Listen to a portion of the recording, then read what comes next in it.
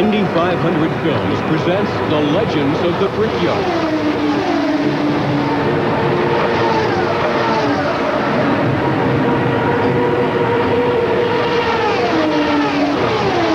1979, a year riddled with controversy after controversy, causing more battles to be fought in the courtroom instead of on the track. Hi, everyone. I'm Bob Jenkins. And I'm Larry Newber. The first hint of trouble erupted before the track even opened. Members of the new championship auto race teams, or CART, had been denied entries to the 500. Well, no sooner were the CART entrants reinstated than the famous hop-off valve controversy erupted, resulting in more than 33 cars starting the race for the first time since 1933. And ironically, one of those CART entrants not only won the race in his second try, but has gone on to become one of the brightest young legends of the Brickyard. Now, we'll let you be the judge as we present the 1979 Indianapolis 500.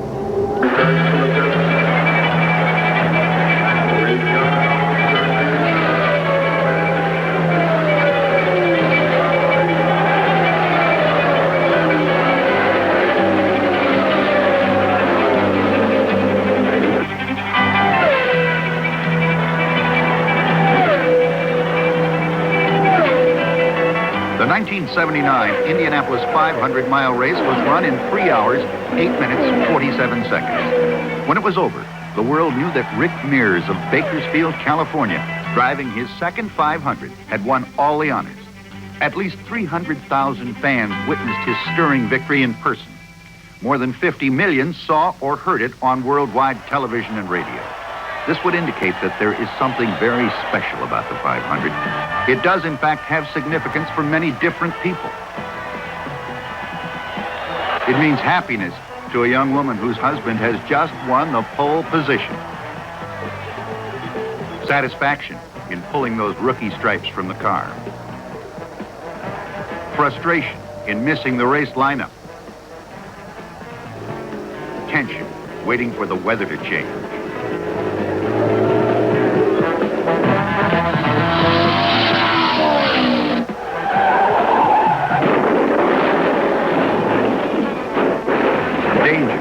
For a man who has just learned how hard the turn one wall can be. But the one critical factor they all share is time.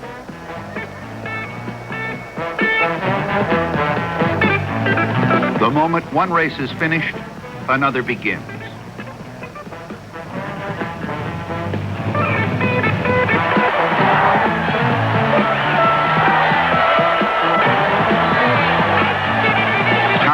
Moves on, relentlessly, toward that next Memorial Day weekend Speed Classic, which is the climax of Countdown to 500.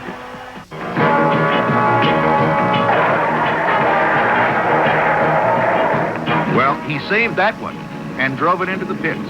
Larry Cannon is a very lucky young man.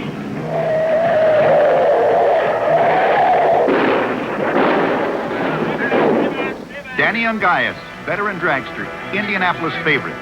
He will mend, but his car is badly bent.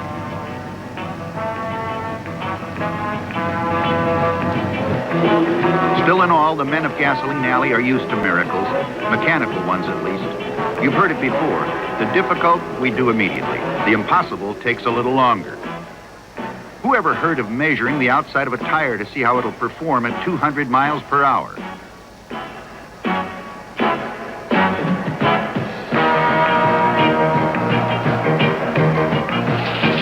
But the miracle workers of Gasoline Alley have no influence with the rain gods.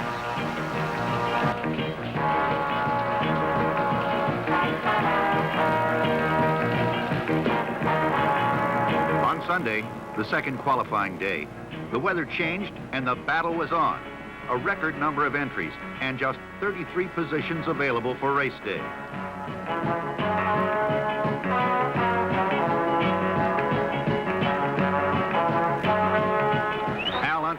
He's won 4 500-mile races in a row, here and at Pocono and Ontario.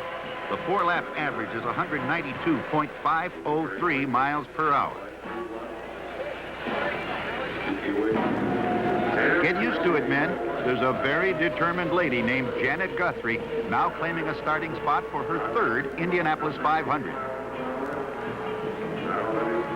185.720. That's good for the race.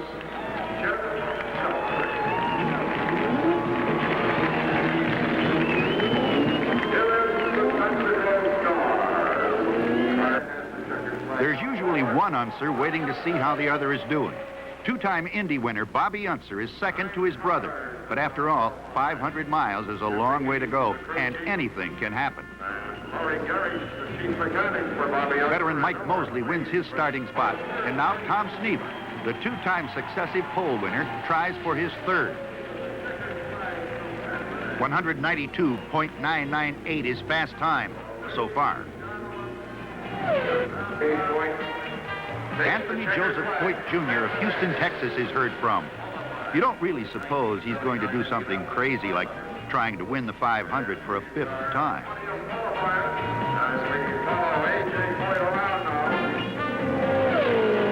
Rick Mears, the last man eligible for the pole spot, takes his best shot at 4:39 in the afternoon.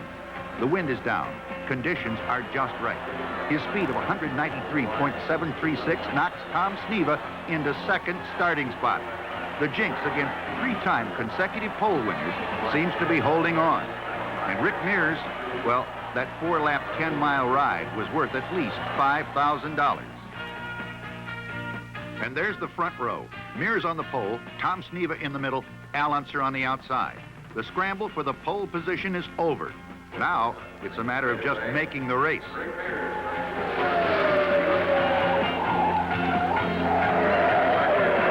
Todd Gibson comes away second best in a contest with the outside wall.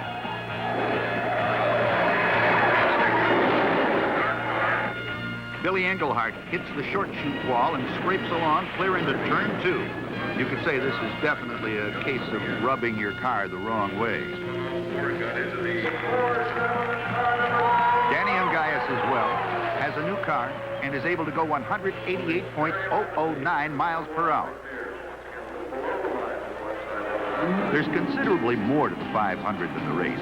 In recent years, the Miller Pit Stop Contest has enriched the teams considerably. But Johnny Rutherford is a source of embarrassment, considering his sponsor is a rival beer company. But not to worry. In this contest, Sneva's crew beats out Rutherford. Sneva's sponsor markets Prune. Now, for the first time since 1933, qualifying is extended to more than the traditional 33 cars. Billy Vukovich wins the 34th spot. George Snyder is next. 185.319 is good for the race. They'll start 35 cars on race day. One last chance to make the show.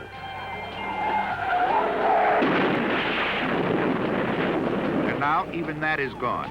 Bill Alsop was disqualified for using the same engine that Penske teammate Bobby Unser had already used. He attempted another run, but an accident on that effort kept Alsop out of the starting lineup.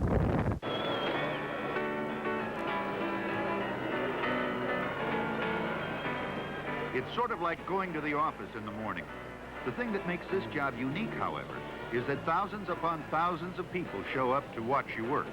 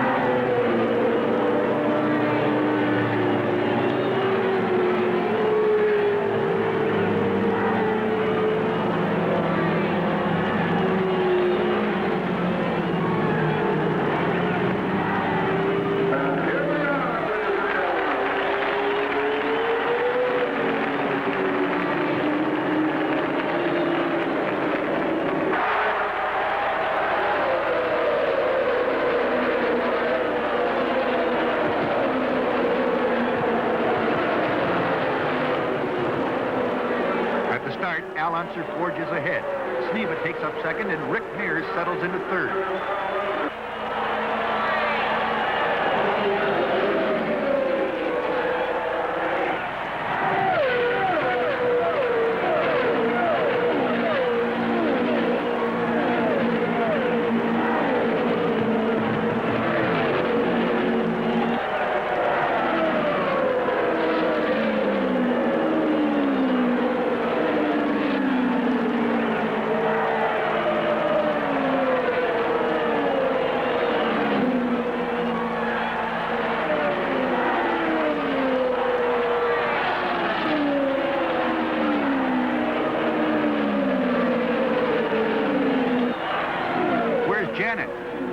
Come around. There she is, slowing down in turn 3 and heading for the pits.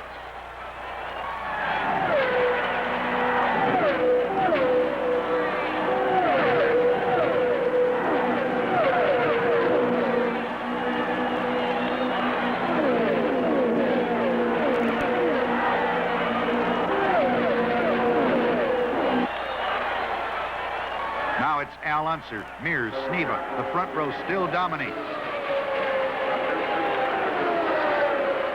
Al Unser's strong run in '79 came in Jim Hall's newly designed Chaparral chassis. The Chaparral was the forerunner of a new design that remains as the standard format in IndyCar racing today. That design? Ground effects. Al Unser widens the gap. On the third time around, he turned the fastest leading lap of the race, 192.143.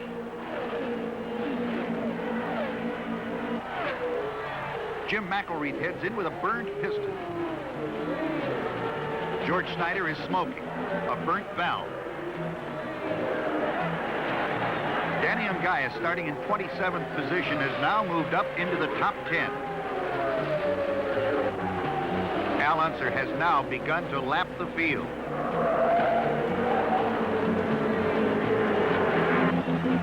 It's Johnny Parsons, son of the 1950 winner. He's out. Another burnt valve.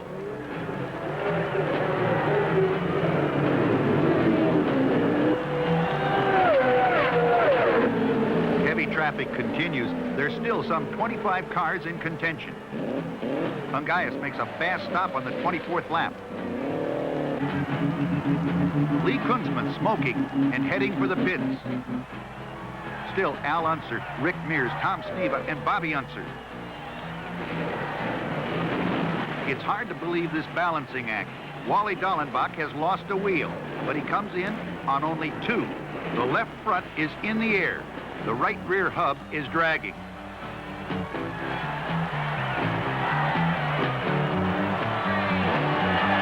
Al still dominates, but Rick is never very far behind. Bobby leads from the 70th through the 73rd lap.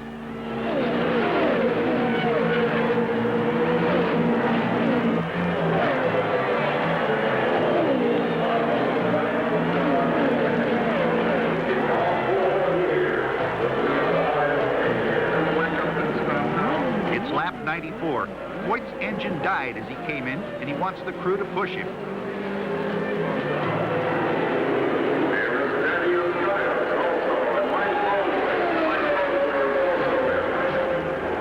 It takes 53 precious seconds, but he's running again. Trouble for Johnny Rutherford. His crew rebuilds his transmission while John sits in the car and waits.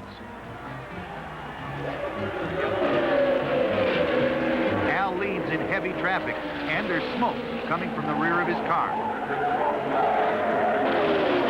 It gets worse. Into the pits for help. It looks like the 1979 500 will belong to someone besides Mary Unser's youngest son.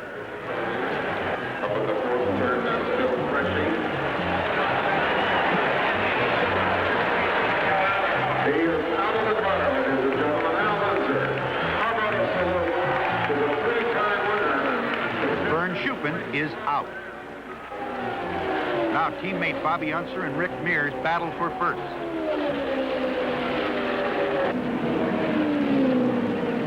In the 124th lap, they pit together. 13 seconds for fuel only.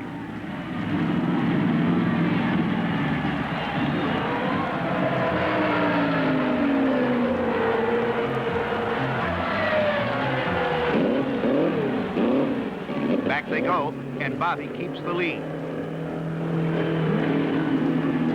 And Tom Sneva is coming in with a dead engine. He rolls into his pit for a restart, but he's dropped to 5th.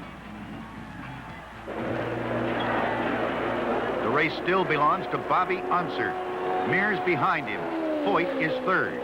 Ungaius 4th, and somewhere in the confusion is Mike Mosley.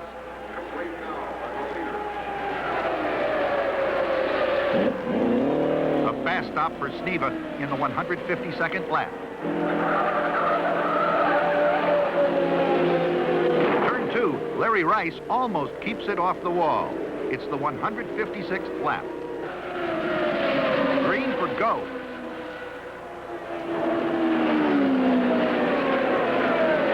Larry Rice's car sits in the infield, and Bobby still dominates. Mears and Ungaius battle for 3rd.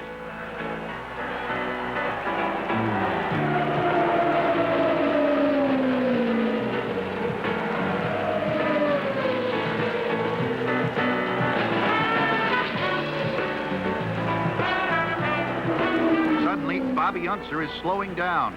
He's lost his top gear, and now Rick Mears is the leader.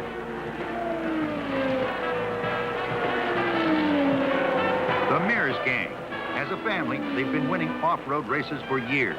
Mother, Skip, and sister Robin, wife Dina, brother Roger out in California, and dad, Bill. Now Tom Sneva tries to play catch-up. Approaching turn 4, something breaks.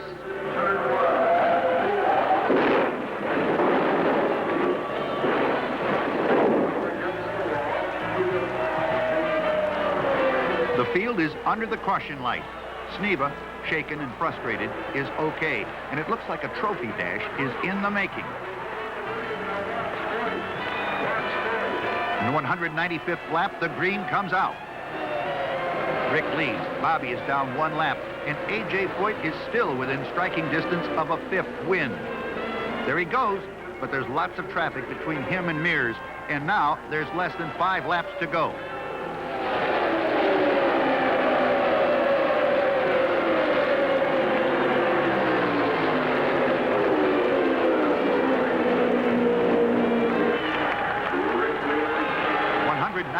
Laps, the white flag. In turn 3, Mosley passes Mears to unlap himself.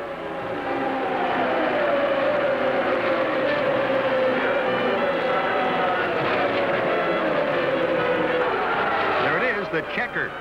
The off-road star from California has done it, and on his 2nd try.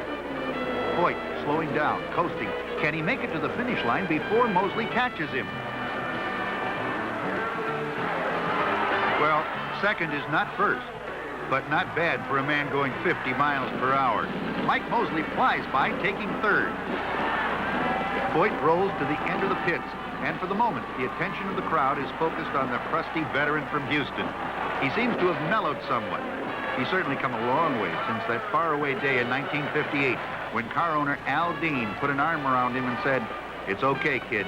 There'll be other races." Rick Mears can certainly brag about having one of the best finishing records at Indy in modern history. In the 5 years after his '79 win, he would fail to place in the top 5 only once.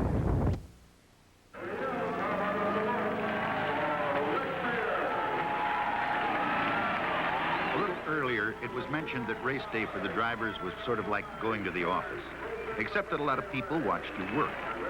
Rick Mears didn't seem to mind all those people looking over his shoulder, and if he was feeling self-conscious about making racing history, he didn't let it show. But as the afternoon and evening following the race wore on, his hand hurt from being shaken, his back hurt from pats given by exuberant race fans, and he began to understand that his life had changed forever. For that's the way it is when a man wins the 500. He has achieved the highest pinnacle of success in his chosen profession. And for the rest of his life, he'll be just a little taller. His step a little firmer, his smile a little brighter, his confidence a little stronger. For he is a champion and has earned his fame. Of course, $270,401 helps to make it all worthwhile. But Rick Mears must now come down from Cloud 9, for the clock is running again. And already, they've started the next countdown to 500.